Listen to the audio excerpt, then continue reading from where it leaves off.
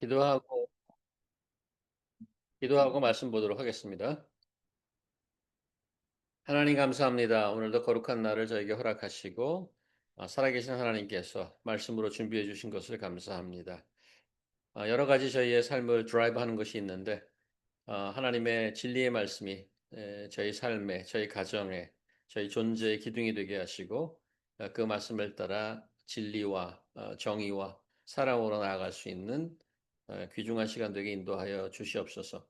매주 준비해 주시는 하늘의 목소리를 잘 듣고 또 한번 힘을 내고 아버지께로 나아가며 이웃을 돌아보는 저희들에게 인도하여 주시옵소서. 오늘도 말씀을 볼 때 약속하신 성령께서 한 사람 한 사람 그 눈과 귀를 열어주시고 잘 이해하고 그 말씀으로 힘을 얻고 용기 얻는 시간 되게 도와주시옵소서. 예수 그리스도의 이름으로 기도합니다. 아멘. 안녕하세요. 반갑습니다. 한국과 미국에 비가 많이 와서 참 여러 소식들을 많이 들었는데요. 다행히도 뉴욕은 그나마 뭐 날씨도 그냥 그럭저럭 잘 지낼 수 있어서 감사한 마음이고요. 또 오늘은 우리 화면을 하나 더 마련했는데 오래간만에 또 기라 형제 우리 와주셨습니다. 한 10일 정도 계신다고요? 네네네. 한 주 더 오실 수 있나요, 그럼? 네네네네. 그래서 오늘 이제 나오셨고 한 번 더 볼 수 있게 됐습니다. 다시 한번 반갑고 감사하다는 말씀 드리고 저희는 요한복음 계속 보고 있습니다. 특히 요한복음에만 아주 길게 등장하는 upper room discourse, 다락방 강론이라는 것을 보고 있는데 예수께서 이제 세상을 떠나시겠다라고 충격적인 선언을 한 후에 제자들의 쏟아지는 질문에 하나씩 하나씩 답변해 주는 그런 내용입니다. 오늘은 그 섹션의 마지막 부분인데요. 예수님께서 제자들을 향해 주시는 마지막 위로와 격려 그리고 확고한 약속들을 다시 한번 다져주시는 그런 말씀입니다. 27절을 보시면 평안을 너에게 주노니 곧 나의 평안을 너에게 주노라. 내가 너에게 주는 것 세상이 주는 것과 같지 아니하니라. 마음에 근심하지도 말고 두려워하지도 말라. 이 요한복음 14장 제일 마지막 부분은 14장 1절에 이런 말씀이 나옵니다. 너희는 마음에 근심하지 말라. 하나님을 믿으니 또 나를 믿으라. 이 말씀과 아주 거의 흡사하죠. 한 단어, 한 문장은 똑같습니다. 그 위로로 시작하여서 위로로 마무리합니다. 예수께서는 제자들의 마음에 불안과 염려가 남아있는 것을 원치 않으셨습니다. 주께서는 제자들이 실제로 어려움 속에 들어갈 것이라는 것을 알고 계셨습니다. 그래서 마음에 근심하지도 말고 두려워하지도 말라는 말씀으로 불안한 미래를 안고 가는 제자들에게 끝까지 용기를 북돋아 주시려고 합니다. 그런데 이제 예수님의 이런 말을 들으면 실제로 힘이 나고 용기가 나는가 하는 그러한 생각이 듭니다. 예수께서 제자들을 격려하면서 여러 가지 약속을 지금 하고 계시는데 특별히 27절 보시면 제자들에게 평안을 주시겠다고 합니다. 그것도 세상에 주는 것과 다르다. 그런 평안. 에, 아, 히브리 말로 평안은 우리가 잘 듣던 단어죠. 아십니까? 평화, 평안, 샬롬입니다. 네, 그 샬롬이라고 얘기하는 그 평안이라고 얘기하는 실체가 뭔지 무슨 근거로 평안을 주겠다고 하는 건지 궁금해집니다. 그러니까 요즘 방송이나 SNS에서 어렵지 않게 들을 수 있는 말들이 있지 않습니까? 모든 게 다 잘 될 거야. Everything will be okay. 영어에도 그런 표현이 있더라고요. Everything will be okay. 그 다음에 뭐 요즘 특별히 이제 뜨고 있는 표현 중에 이 또한 지나가리라. 이런 류의 단순히 힘내라 하는 큰 별 의미 없는 추상적인 위로 같은 것인가? 예수님의 지금 위로의 말이 뭐 그런 건 아니지 않겠습니까? 지난주에 언급했던 것처럼 요한복음은 저에게 좀 어렵습니다. 사실은 솔직한 심경이. 솔직히 말씀을 보고 은혜를 받아야 될 텐데 오늘 말씀을 이제 읽으면 오히려 이효와 수긍보다는 자꾸 질문이 생기는 거예요. 도대체 예수께서는 무엇을 생각하고 계시는 건지 제자들 위로하신다고 평안을 준다는데 지금 떠나신다고 그렇게 얘기해 놓고 자기의 평안을 내 평안을 준다고 얘기하시잖아요. 근데 도대체 어떻게 준다는 건지, 뭐 이렇게 뭐 주머니에서 꺼내서 주는 것도 아니고, 소위 꼬꼬무라고 꼬리에 꼬리를 무는 질문이 계속 생각난단 말이죠. 지난 시간 본문을 보면 보혜사 성령을 보내주신다는 예수님의 약속이 있었죠. 그 성령님께서 하시는 아주 구체적인 일을 말씀해 주셨는데 오늘 본문 직전 26절에 이렇게 말씀합니다. 그가 너희에게 모든 것을 가르치시고 내가 너에게 말한 모든 것을 생각나게 하리라. 이렇게 예수께서 주신 그 약속이 저한테는 큰 위로가 됩니다. 사실은 말씀을 보면서 그래서 그렇게 기도하고 말씀을 보고 성령님 도와주세요. 여기 약속하셨으니까 그러면 무엇인가 조금씩 보이기 시작하는 것도 같습니다. 그래서 29절 이후에 보면 다음 페이지를 좀 넘겨주시면 29 이후에 보면 예수께서 27절에 언급하시는 평안의 근거가 될 만한 것들을 발견할 수 있습니다. 먼저 29절, 이제 일이 일어나기 전에 너에게 말한 것은 일이 일어날 때에 너희를 믿게 하려 함이라. 아, 무엇인가 제자들이 믿어야 할 일이 발생할 것이라고 얘기합니다, 지금. 그죠? 30절 보면 이 세상에 임금이 오겠습니다. 내가 너희랑 이제 말을 많이 아니하리니 이 세상에 임금이 오겠습니다. 그러나 그는 내게 관계할 것이 없다. 29절에 일어날 일과 관련해서 등장하는 세상 임금이라는 것이 있다고 보이는데 그런 왕이 등장한다 손 치더라도 예수님과는 상관없고 전혀 예수께서 하시려는 일에 영향을 끼치지 못할 것이라고 말씀하고 합니다. 그리고 31절 오직 내가 아버지를 사랑하는 것과 아버지께서 명령하신 대로 행하는 것을 세상이 알게 함이로라. 이것도 연결해서 보면 29절에 말씀하는 그 일, 일어난다는 그 일이 무엇이냐? 세상에 알리는 효과를 보여주는 일이라고 얘기하는 거죠. 무엇을 알리는 거죠? 무엇을 알려요? 여기 보면 성자 예수님과 성부 하나님과의 관계, 즉 예수께서는 하나님 아버지를 너무너무 사랑하셔서 그 하나님 아버지가 계획하고 말씀하시는 것을 순종하고 모든 일을 할 거라고 하는 그런 것을 세상이 이제 알게 하겠다 이거야.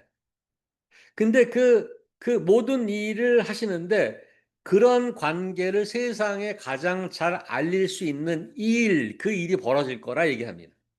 지금 세 가지 포인트를 말씀드렸습니다. 29절에 벌어질 일이 있고 30절에 그런 일과 관련되어 보이는 세상 임금이 등장하고 30절 그 일로 인해서 세상이 하나님과 예수님의 관계를 다 알게 된다는 것.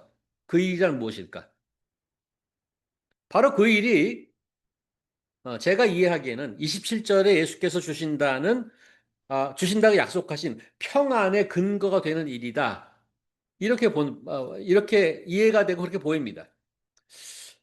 우리말 그 평안이라고 지금 되어 있는 말은 한국어 번역 때문에 한국인에게 느껴지는 뉘앙스가 좀 남다른 것 같아요.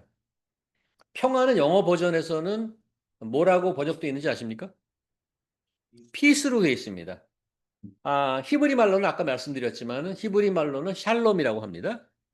아, 근데 평안이라는 똑같은 단어는 성경의 다른 구절에는 평안이라고 번역하지 않았습니다. 거기에는 평화나 화평이라고 번역되기도 합니다. 같은 단어인데. 그래서 요한복음에 나오는 평안이라는 말은 그 뉘앙스가 우리 한국 사람이 딱 듣기에 좀 마음속의 평안, 마음속의 평화 이런 거 같은 느낌이 들죠. 그 영어 그 번역 피스도 영어권 독자들이 느끼는 독특한 뉘앙스가 있다고 보입니다. 저는 영어가 뭐 모국어는 아닙니다만은 평화하면 자동적으로 따라오는 단어가 있는데 혹시 뭐가 자동적으로 따라오나요? 평화하면 전쟁과 평화 이렇게 따라 나온다고요. 평화라는 단어가 딱 평화는 좋은 말이죠. 굉장히 고상하고 필요한 말인데 평화하면 항상 머릿속에 뭐가 패키지로 따라오는 게 전쟁과 평화 이렇게 나온다고요. 그래서 평화라는 말을 드리면 전쟁이 없는 상태라고 정의합니다. 그렇게 정의한다고요. 그게 부정적으로 정의하는 거죠. 긍정적으로 정의한다기보다 전적이 없는 상태 이렇게. 히브리권 문화에서 피스 혹은 샬롬은 한글의 평안이나 감성적인 그 평안이나 영어권에 등장하는 아, 아, 전쟁이 없는 상태라는 그림자를 안고 있는 영어권 피스와는 완전히 다른 뉘앙스를 가지고 있습니다. 히브리의 그 샬롬은 각 나라마다 이제 국가적 영웅이 있죠. 나라마다 국가적 역사적 영웅이 있습니다. 우리나라는 뭐 거의 모든 사람이 동의해요. 이순신 장군 딱 나옵니다. 몽고는 누구죠? 몽고 하면 뭐 징기스칸 이렇게 딱 나오죠. 뭐 중국에는 뭐 워낙 사람들이 많으니까. 영어권에는 글쎄 어떤 워리어나 히어로가 나올지 모르겠습니다만 슈퍼맨 같은 캐릭터라고 생각합니다. 히브리 민족의 히어로가 누군지 아십니까 혹시? 히브리 민족은 아주 드물게 여러 가지 나라 아주 드물게 워리어나 장군 스타일의 영웅이 아니라는 거예요. 히브리 문화권에서는. 그렇다면 장군보다 선비 같은 부드러운 스타일을 말하는 것이냐? 그것도 아니에요. 그럼 뭐냐? 밀리터리 히어로가 아니고 히브리 민족이 생각하는 가장 큰 히어로는 피스메이커랍니다. 피스메이커를 가장 최고의 히어로로 꼽습니다. 이것은 그 무슨 부드러움의 그런 상징이라기보다 압도적인 파워와 압도적인 오토리티가 있기 때문에 평화를 만들어낼 수 있다는 그런 의미입니다. 그래서 그 피스메이커가 영웅입니다. 조금 전에 보신 요한복음 14장 29, 30, 31절에 언급되고 있는 사건이 있다고 그랬습니다. 거기에 관련된 자가 피스메이커이고 그분이 바로 우리에게 피스를 줄 수 있습니다. 이전에 보았던 요한복음을 한번 가볼까요? 요한복음 12장 이런 말씀이 나오죠. 아, 제가 있습니다. 이제 세상에 대한 심판이 이르렀으니 이 세상의 임금이 쫓겨나니라. 내가 이 땅에서 들리면 모든 사람을 내게로 이끌겠노라 하시니 이렇게 말씀하시면 자기가 어떠한 죽음으로 죽을 것을 보이심이라. 세상의 임금이 등장하는데 맞물려서 등장하는 게 예수님이 들리는 거래요. 이 들리는 거는 요한이 즐겨 쓰는 중의법이죠. 들리면 되게 좋은 건데 근데 그게 죽음이라는 거죠. 그러니까 예수님이 들리면 세상의 임금이 쫓겨날 거라고 합니다. 비슷한 맥락에 로마서 4장을 읽겠습니다. 예수는 우리가 범죄한 것 때문에 내줌이 되고 또한 우리가 의롭다 하시기 위해서 살아나셨느니라. 여기 내줌과 살아나심은 죽음과 부활이죠. 그러므로 그 예수님의 십자가 사건 때문에 부활 때문에 그러므로 우리가 믿음으로 의롭다 하심을 받았으니 우리 주 예수 그리스도를 말미암아 뭐 하자? 하나님과 화평을 누리자. 무슨 말씀이십니까? 요한복음이 말하는 그 일, 지금 27절에 등장하는 29절인가? 29절에 등장하는 그 일이란 다시 오늘 본문으로 갑시다. 그리스도 예수 그리스도의 죽음과 부활입니다. 이제 그것이 예수께서 제자들과 우리에게 샬롬을 주실 수 있는 근거라는 거죠. 인류의 최대 문제는 전쟁도, 환경도, 에너지도, 경제 문제도 아닙니다. 그런 것이 현실 세상에서 아주 심각한 문제라는 것은 맞습니다. 온 나라가 다 그 문제입니다. 아까 우리 에스더 자매께서 기도 시작을 그렇게 했습니다. 경제적으로, 정치적으로 혼란에 있다고. 맞습니다. 그렇지만 인류 역사의 가장 근본적이고 심각한 문제는 죄의 문제입니다. 죄의 역할이 뭐냐? 죄의 기능이 뭐냐? 창조주 하나님과 피조물인 우리 인간과 사이를 갈라놓는 것입니다. 단절시킵니다. 우리 인간이 갖고 있는 근심과 두려움의 뿌리가 바로 여기서 나옵니다. 창조주와 우리가 연결돼서 살아가야 되는 존재임에도 불구하고 죄로 인해 그게 끊어질 때 우리는 두려움과 근심에서 벗어날 수가 없습니다. 불가능합니다. 예수님의 십자가는 그 죄와 사망, 그 단절의 문제를 다시 해결하는 뛰어넘는 승리입니다. 그래서 성경이 말씀하시는 평안이란 세상에서는 절대 가능하지 않는 평안입니다. 오직 하나님과의 화목에서 오는 진정한 평안. 예수께서 제자들에게 우리에게 또 그 평안을 분명히 약속하실 수 있는 것은 죄를 이기는 십자가의 사명을 자신이 순종함으로 이루어낼 것이라는 걸 알았기 때문에 분명하게 예수께서는 약속하신 거죠.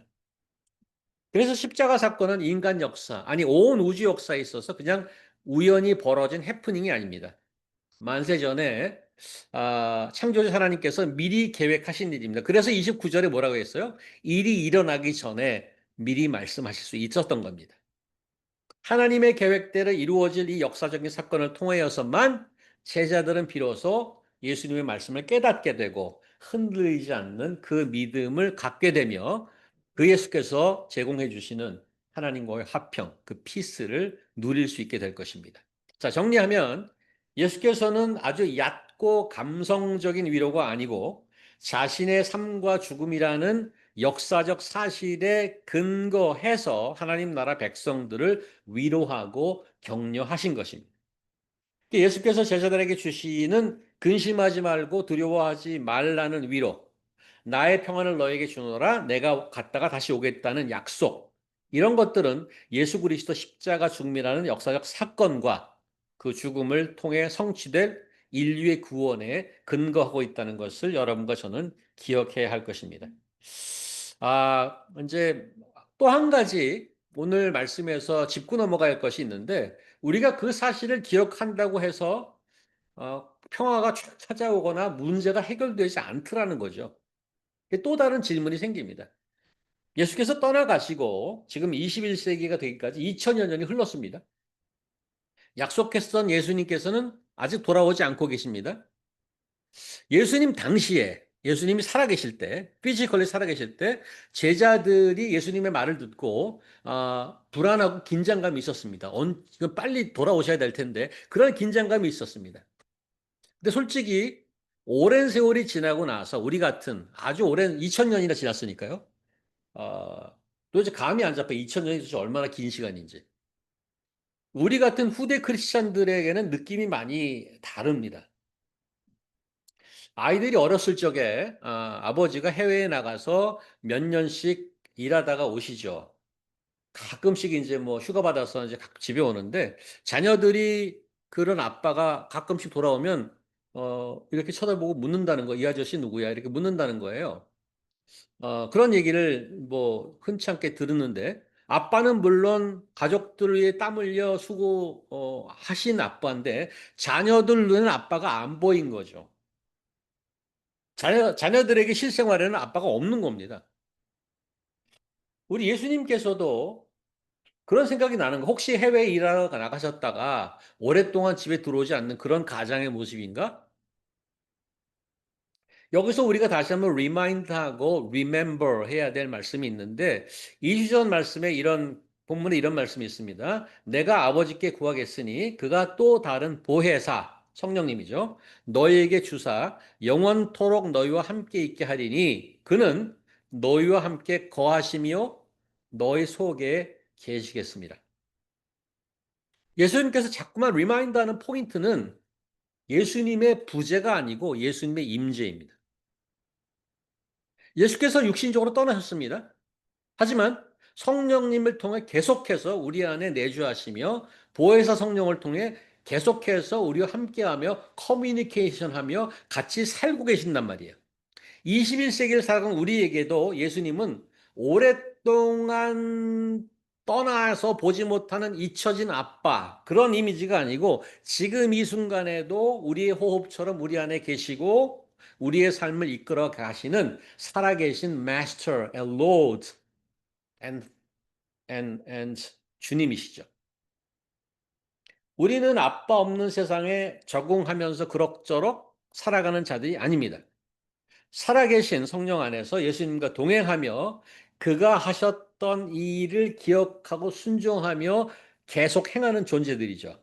바로 여러분과 제가 예수께서 보내주신 살아계신 편지며 성령의 능력으로 이 땅에서 하나님 나라를 세워가는 그리스도의 증인이며 지금 이렇게 모인 작지만 그리스도의 몸인 것입니다. 예수께서는 약속하신 대로 다시 오실 것입니다. 내일이 될지, 내년이 될지, 앞으로 2000년 더 기다려야 할지는 알 수 없습니다만, 지금까지 2000년 세월이 흘렀지만, 이 약속은 결코 변치 않으실 하나님의 진리입니다. 이 다시 오심의 소망은 단순히 미래에 대한 막연한 기다림이 아니고, 오히려, 아, 지금 우리가 이 땅을 어떻게 살아야 할지에 대한 강력한 모티베이션을 제공합니다. 한 10년 됐나요? 제가 이제 1년 정도 영국에 살 기회가 있었습니다. 거기서 처음 들은, 그전엔 들어본 적이 없는데, 다른 분은 들었을 수도 있는, 처음 들었던 단어가 있습니다. 그건 뭐 전부 영국 사람이니까, 거기 교회 분들랑 얘기하고, 뭐, 그 목사님 집에서 뭐, 펠로십도 하고 그랬는데, 개비어란 말을 거기서 처음 들었습니다. 저는. 고등학교 졸업생들이 대학에 입학해 놓고, 대학에 가지 않고 1년간 여기저기 여행 다니면서 대학을 준비하는 시간을 갭이어라고 하더라고요. 그러니까 너 지금 몇 학년이나 너 뭐 이렇게 물어보면 I'm doing my gap year 이렇게 얘기하더라고. 그래서 거기에 이제 영국에서 그게 좀 문화로 돼 있는 것 같아요. 그건 뭐 다 하는 건 아니지만. 근데 우리는 어떻게 하면 빨리 학점 따서 빨리 졸업하고 빨리 취직하고 빨리 돈 버나 이렇게 집중하고 있을 때 어떻게 1년씩 놀 수가 있을까? 그 말을 들으면 의아했는데 결국 그게 노는 게 아니더라고요. 노는 게 아니더라고요. 정신없이 대학을 가서 생활하는 것보다 차분하게 한 걸음 뒤로 물러나서 1년을 준비하는 것. 마치 이제 거북이가 토끼를 이기는 것 같은. 그 1년의 갭이어가 훨씬 더 보람 있고 열매 맺는 대학 생활을 하게 한다고 믿기 때문에 많은 그 친구들이 고등학교 졸업하고 좀 상당히 많은 애들이 갭이어를 해요. 대학에 안 가고. 예수께서 다시 오심을 기다리는 소망을 가진 자는 막연한 불안감에 빠져 살지 않습니다. 그냥 아버지를 잊고 아버지 없는 세상에 그럭저럭 적응하면서 사는 것도 아닙니다. 우리는 뭐라고 정의하고 있습니다. 성경은 그리스도의 신부라고 얘기합니다. 그 그리스도의 신부인 이 스스로를 기억하고 흠없고 정결한 모습으로 주님을 맞이하기 위해서 매일을 정결하게 성결하게 살아갈 동기를 얻습니다. 아버지께서 저희를 구원하실 때 그렇게 기뻐하지 않았습니까? 천국에서 천사들과 잔치를 일으킨다고. 저희를 구원하실 때도 마찬가지였을 겁니다. 그런 것처럼 그 기쁨을 드리기 위해 저희를 세상에 남겨주었습니다. 다른 사람을 구원해 주는 다리가 되고 에이전트가 되라고. 그래서 복음을 나누는 것에 부지런히 애써야 하지 않겠습니까? 뭐 이런 거 다 한다고 해서 현실이 쉬워지진 않습니다, 결코. 하지만 이 세상의 고난과 불의도 마찬가지입니다. 그것이 영원하지 않습니다. 주님이 다시 오실 때 모든 것이 정의롭게 바로 잡힐 것이고 영원한 평안과 안식에 들어갈 것입니다. 그 성경의 약속이고 우리는 거기에 대한 확실한 믿음이 있습니다. 그 믿음이 없으면 이게 지금 불의가 얼마나 많아요, 세상에. 그런 마지막 날에 대한 확신과 믿음이 없으면 이 세상에서 가장 잘 사는 것은 막 사는 겁니다. 그 내 이득을 챙기면서 막 사는 것이 가능한 한 많이 인조이하고 살다 가는 것이 왜 끝이니까 죽으면 끝이니까 그렇게 사는 사람이 굉장히 많아요. 저는 뭐 지난번에도 한번 한 달 전에 그런 미국 사람을 만났어요. 그 사람이 저한테 추천해준 책이 있잖아요. 부자 아빠, 뭐 카요스키, 뭐 그런 사람들, 부자 되는 법 이런 거. 부자가 돼서 열심히 돈 벌어서 잘 즐기고 가면 그게 최고라는 거예요. 최고 삶이라는 거예요. 그 맞죠? 끝이 없는데. 그러니까 우리는 마지막 날에 대한 믿음이 있고 성경의 증거를 믿습니다. 성경의 증거를 믿습니다. 그 소망과 확신이 있기에 오늘이 힘겨울지라도 용기 있게 견디고 감사와 기쁨으로 살아갈 수 있습니다. 아, 예수께서 우리에게 감성적으로 접근할 때도 있는 것 같아요. 이런 표현들. 내가 너희를 고아처럼 내버려 두지 않겠다. 짠하죠? 성령님을 통해서 지금도 우리와 함께 하시고 우리에게 흔들리지 않는 평안을 주셨고 다시 오실 것을 분명히 약속하셨습니다. 이 놀라운 진리 속에 더 이상 마음에 근심하지도 말고 두려워하지 않으셔도 됩니다. 이 말씀을 의지하여서 세상 근심과 두려움을 좀 떨쳐버리고 주님과 함께 믿음의 여정을 묵묵히 함께 갈 수 있기를 간절히 바랍니다. 성령 안에서 주님과 동행하며 주님의 다시 오심을 소망하고 평안 가운데 하루를 승리하는 저와 여러분 되기를 주님의 이름으로 축원드리며 기도하도록 하겠습니다. 하나님 감사합니다. 요한복음에서 제자들을 위로하셨던 주님, 동일한 살아있는 말씀으로 21세기를 사는 저희도 위로해 주시는 것을 감사합니다. 하나님의 평화는 그저 피상적인 영혼 없는 이야기가 아니며 주님께서 몸 버려서 피 흘리고 찢기신 몸을 통해서 이루어내실 놀라운 생명과 평화를 말씀하신 거라는 것을 다시 배웠습니다. 하나님 감사합니다. 저희를 위해서 온 영혼을 바치셨던 예수 그리스도의 사랑을 저희가 살아있는 동안에도 조금씩 따라가며 실천하며 살아갈 수 있는 저희를 되게 인도하여 주시옵소서. 예수님 이름으로 기도합니다. 아멘. 찬양하며